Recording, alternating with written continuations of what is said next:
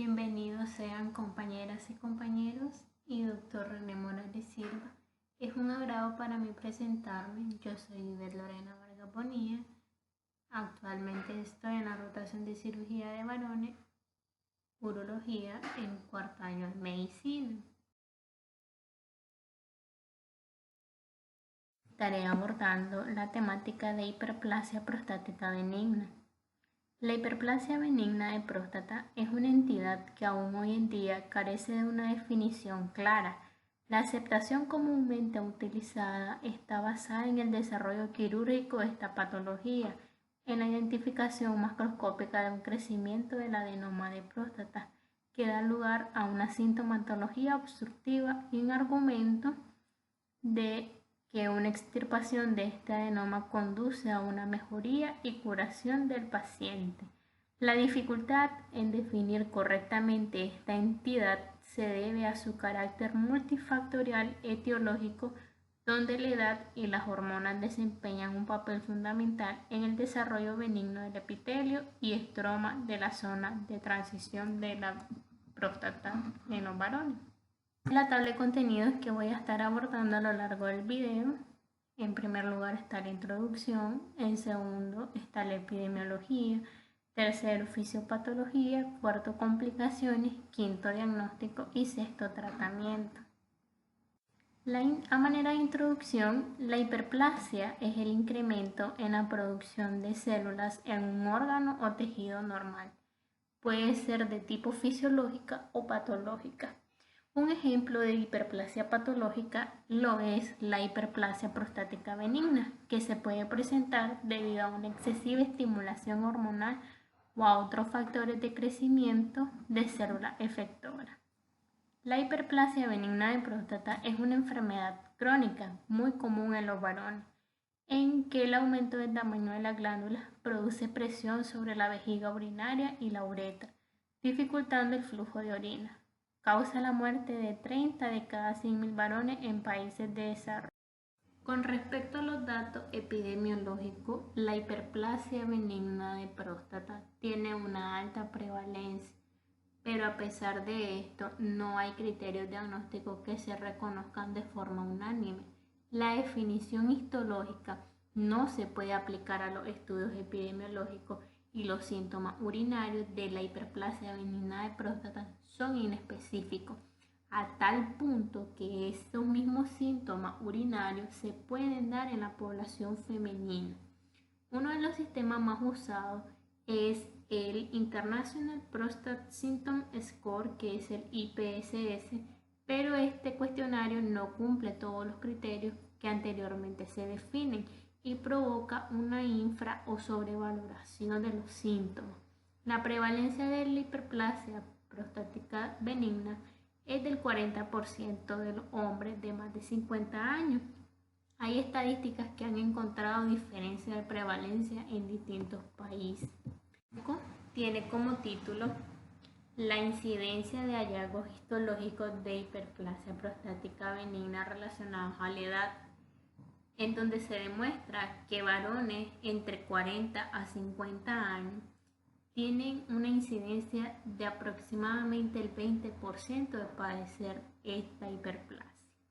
Varones entre 51 hasta 60 años tienen aproximadamente una incidencia de un 50%, asimismo los de 61 a 79 años aproximadamente un 50%, pero los varones mayores de 80 años tienen una incidencia de hasta el 90% de padecer la hiperplasia prostática benigna. Estos hallazgos histológicos se demuestra de que la edad es un factor predisponente en esta patología. Este gráfico tiene título de incidencia de hallazgos clínicos de hiperplasia prostática benigna relacionados a la edad. Varones mayores de 55 años, aproximadamente el 25% van a presentar síntomas que se relacionen a la hiperplasia prostática benigna. Y varones mayores de 75 años van a presentar una incidencia hasta el 50% de estos síntomas. Cabe recalcar que estos datos fueron tomados del libro del residente de urología, Castiñera Fernández, el capítulo 55, que es hiperplasia benigna de próstata, páginas 997 a la 1008, perteneciente a la Asociación Española de Urología. Con respecto a la etiología, la causa de esta hiperplasia no está bien definida, como he mencionado anteriormente, pero diversos estudios han demostrado la relación de la proliferación de las células de la próstata que derivan de la disminución con la edad de la proporción testosterona-estrógeno. Se produce un aumento en la tasa de conversión de testosterona a dihidrotestosterona por la 5-alfa reductasa, y la acumulación de dihidrotestosterona produce la proliferación de las células y, por último, la hipertrofia de la glándula. Por otro lado, el estímulo de los neuroreceptores alfa de concentración elevada en el tejido prostático provoca un incremento de la presión en el interior de la uretra y origina los síntomas.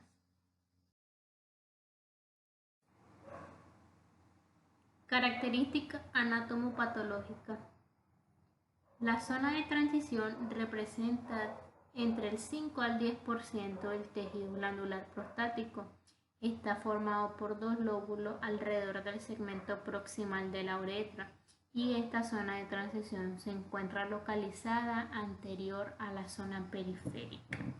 La fisiopatología de la hiperplasia benigna de próstata es heterogénea.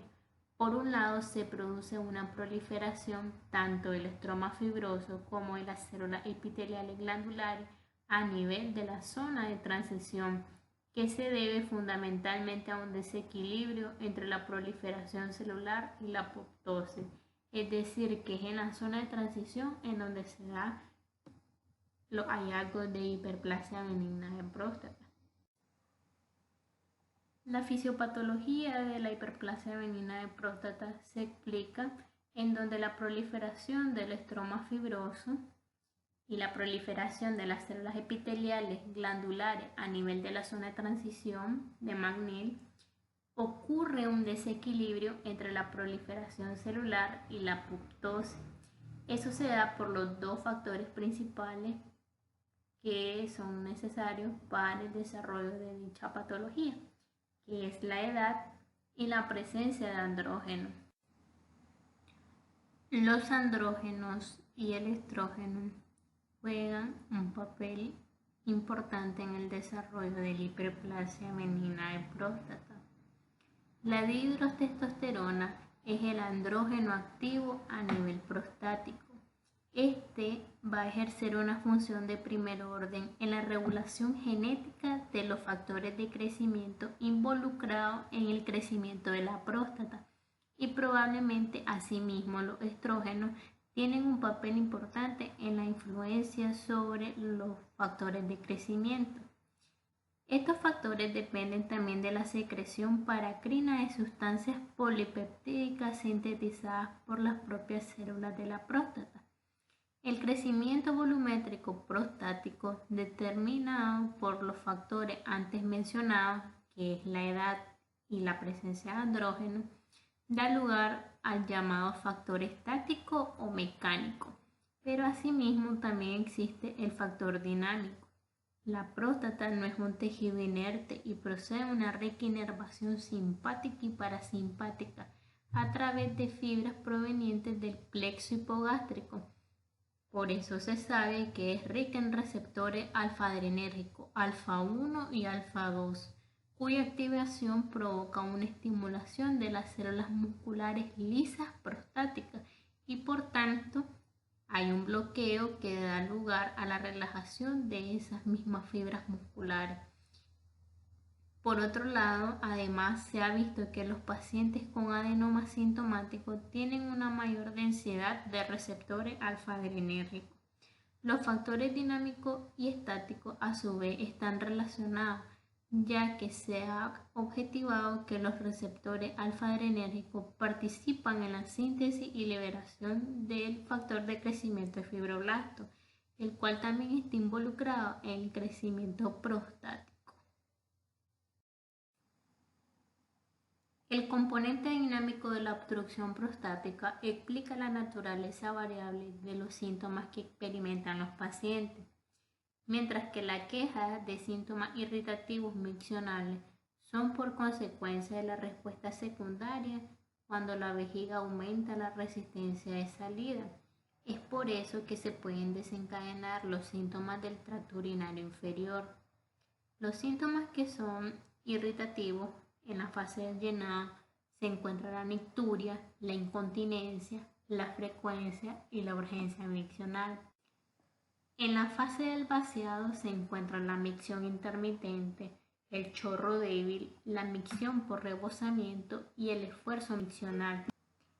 En la fase postmiccional se encuentran los síntomas de sensación de vaciado incompleto y el goteo postmiccional.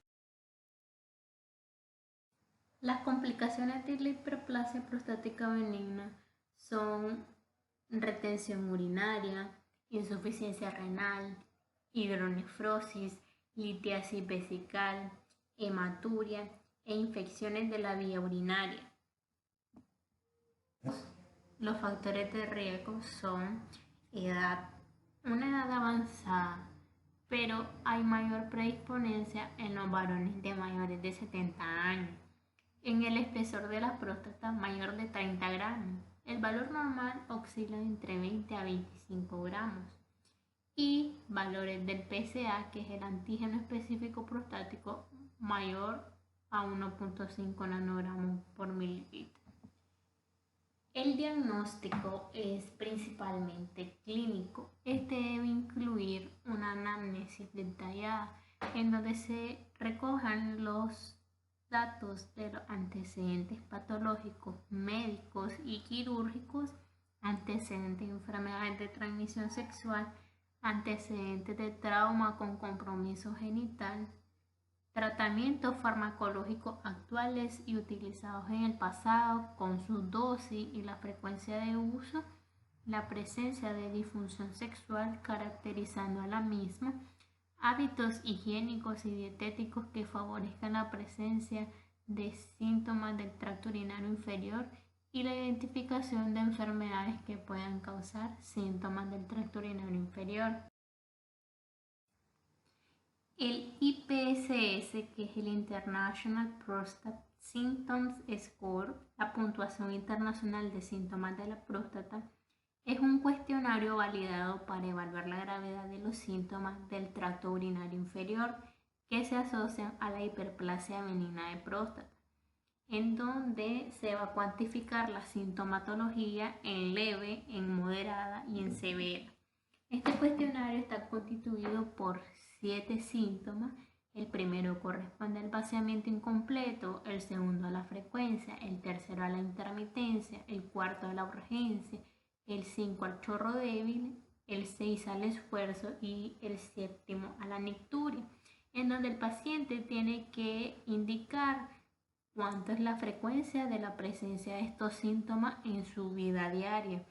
Para eso, él va a tener que indicar de un puntaje del 0 al 5, cuando 0 corresponde a ninguna de las veces, 1 a menos de una vez de cada 5, 2 menos de la mitad de las veces, 3 aproximadamente la mitad de las veces, 4 más de la mitad de las veces y 5 casi siempre. El score de este cuestionario es leve cuando hay de 1 a 7 puntos, moderado cuando es de 8 a 19 puntos y severo cuando es de 20 a 35 puntos. El último ítem de este cuestionario es la estimación de la calidad producida por los síntomas urinarios, es decir, cuál es la repercusión de estos síntomas en la vida diaria del paciente, en donde él va a tener que indicar del 0 al 6 cuando 0 va a ser agradable, 1 placentero, 2 aceptable, 3 entre aceptable e inaceptable, 4 inaceptable, 5 desgraciado y 6 terrible. Como tercer punto en el diagnóstico corresponde a la exploración física, en donde se va a hacer un examen detallado del área abdominopélvico genital para buscar presencia de globo vesical o masas pélvicas patología testicular o del epidídimo, epididimitis, varicoceles, hidroceles, masa pélvica.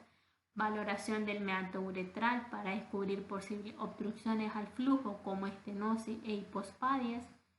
Y otro punto importante en la exploración física es el tacto rectal, que es imprescindible para determinar el tono del esfínter y lesiones en el mismo, la sensibilidad y posibles alteraciones de la inervación cuando se busque el reflejo anal y bulbo cavernoso, y asimismo determinar la consistencia y tamaño de la próstata mediante el tacto rectal. El cuarto punto a abordar en el diagnóstico corresponde a los exámenes de laboratorio, como el examen de orina, tanto físico, microscópico y el urocultivo, un examen de sangre que incluye la creatinina sérica, eso es para valorar la función renal. Como quinto apartado está el PSA. El andrógeno específico prostático es un marcador específico del tejido prostático. Tiene baja especificidad ya que se encuentra elevado en pacientes con hiperplasia benigna de próstata, pero también está en aumento, por ejemplo, en los casos de prostatitis aguda y crónica. En pacientes con hiperplasia benigna de próstata que son sintomáticos, ayuda a predecir la evolución natural de la patología. Los valores analizados relacionados con el PSA son un PSA total en donde el valor normal es menos de 4 nanogramos por ml, un PSA entre 4 y 10 nanogramos por mililitro y un tacto rectal normal. Se debe repetir la determinación a las 6 u 8 semanas para confirmar el diagnóstico. Y el PSA libre, que es la forma inactiva del PSA o el índice PSA libre sobre PSA total, un índice menos del 20% es sugestivo de cáncer de próstata, pues el PSA libre está en menor cantidad en tejido neoplásico y mayor al 20% cuando hay hiperplasia benigna de próstata. Si el tacto rectal es sospechoso o los valores de PSA son mayor a 10 nanogramos por mililitro, se tiene que indicar una biopsia de próstata.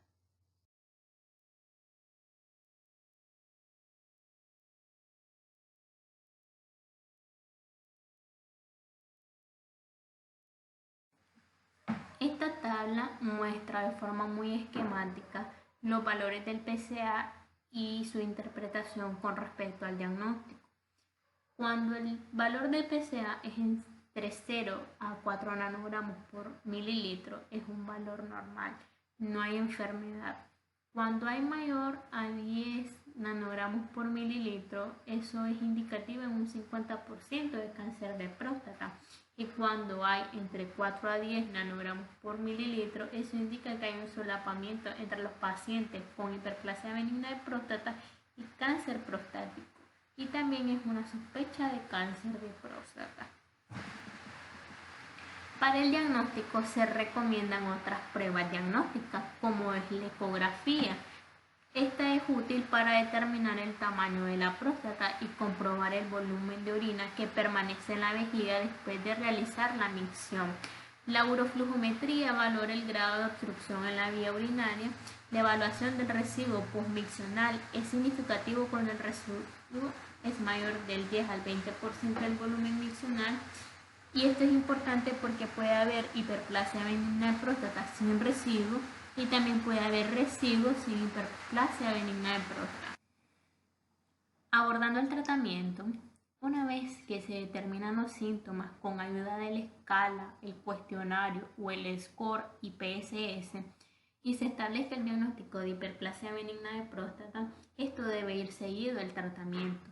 Cuando hay una sintomatología leve, es decir, un puntaje menor a 8 en el cuestionario, al paciente solo se le deben indicar cambios en el estilo de vida, como por ejemplo restringir el consumo de líquidos durante la noche, evitar el consumo de café, de alcohol y de tabaco, consumir una cantidad adecuada de agua, evitando una ingesta excesiva, bajar de peso, evitar el sedentarismo, es decir, de tener una vida física más activa, Asimismo, otras medidas no farmacológicas es la reeducación de hábitos miccionales, es decir, de que el paciente inicie a regular el tiempo entre las evacuaciones vesicales diurnas, aguantar la urgencia sensorial para aumentar la capacidad de la vejiga y de esta forma controlar los síntomas irritativos con técnicas de distracción y de relajación. Y asimismo, otra de las medidas que no son farmacológicas es que el paciente evite los medicamentos anticolinérgicos. Cuando el tratamiento no farmacológico no es suficiente, entonces hay que plantearse añadir un tratamiento farmacológico en los pacientes con síntomas en donde hay una intensidad moderada, es decir, que en el SCORE y PSS haya un puntaje entre 8 a 19, o cuando haya un puntaje severo, es decir, mayor a 20, que repercuten en la calidad de vida, en ausencia de complicaciones y sin una indicación absoluta de cirugía, lo mejor será un tratamiento farmacológico. Los objetivos del tratamiento son mejorar los síntomas, la calidad de vida del paciente y la satisfacción, evitar la progresión clínica de la enfermedad y disminuir el riesgo de complicaciones o la necesidad de cirugía por la enfermedad. Entre los fármacos más prescritos se encuentran los bloqueadores de los receptores alfa-1, que ejercen su función en los receptores alfa-1, especialmente los tipos A y B. Su mecanismo de acción consiste en la relajación del músculo liso prostático y facilita la micción y disminuye la resistencia por parte de la uretra sin reducir la contractilidad del detrusor de la vejiga. Otro grupo farmacológico son los inhibidores de la 5-alfa reductasa. La 5-alfa reductasa tiene la capacidad de almacenar dihidrotestosterona prostática cuando se encuentra en bajas concentraciones. Estos grupos farmacológicos disminuyen la proliferación celular mediante la inhibición directa de la conversión de testosterona en el tejido prostático. Algunos nombres de los bloqueadores de los receptores alfa son tamsulosina, doxazosina, terazosina y alfazosina. Los bloqueadores de los receptores alfa, no hay una evidencia de diferencia entre ellos en cuanto a la eficacia. Si existen estudios que apuntan a una mejor tolerancia con la alfa-azosina y la tamsulosina. Este último es un alfa bloqueante que produce menos hipotensión ortostática, pero tiene mayor probabilidad de una eyaculación retrógrada. La administración de estos fármacos es vía oral y la dosificación depende de la vida media. Tamsulosina y doxazosina y terazosina tienen una vida media larga, por lo que pueden ser administrados una sola dosis diaria. La sintomatología puede mejorar a las 48 horas del inicio del tratamiento.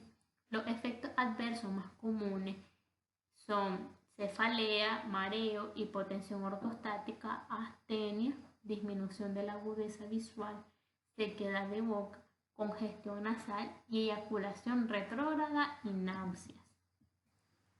Algunos ejemplos de los inhibidores de la 5-alfa reductasa son finasteride y dutasteride.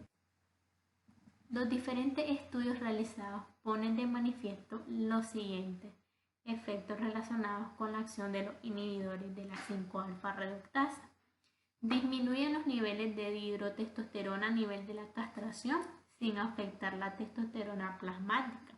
Esta disminución es mayor con la dutasteride. Disminución de los niveles séricos del PSA total, un 50% en el primer año de tratamiento. Reducción del volumen prostático con mejores resultados en próstata mayores de 40 gramos. Aumento de la velocidad máxima de flujo urinario. Disminución del riesgo de retención aguda de orina. Disminución de la necesidad de cirugía. Con respecto al manejo quirúrgico, el estándar clásico ha sido desde hace años la resección transuretral prostática, Y en casos cuando la próstata es de tamaño muy aumentado, la técnica se hace abierta. En los últimos años se han desarrollado nuevos procedimientos quirúrgicos que son menos invasivos y con resultados similares a las técnicas clásicas. Las técnicas quirúrgicas convencionales en el tratamiento de la hiperplasia benigna de próstata son la resección transuretral de próstata, la miocapsulotomía endoscópica o la incisión transuretral y la cirugía abierta o adenomectomía. La elección de una u otra depende fundamentalmente del tamaño, de la forma y del tipo de crecimiento prostático. Esta es la bibliografía que yo he consultado para la realización de esta presentación y del video. He llegado al final de la presentación de este tema. Muchas gracias y espero que haya sido de gran utilidad para ustedes.